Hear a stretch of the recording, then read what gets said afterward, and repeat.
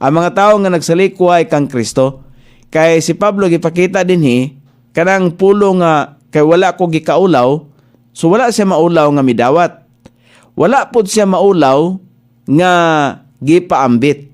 So muna nga dili maulaw. Ang tao nga nidawat ni Kristo dili siya maulaw. Iyang dawaton ug iya pud nga ipaambit. Kay siyempre, mao man ni trabaho sa mga Kristohanon. Bisan ang pagbiay-biay, pagsaway o pisikal nga paglutos, pagdagmal, wala makapugong sa kaisog o kinasingkasing ni Pablo nga mopaambit sa maayong balita. Nabilanggo siya sa Filipos.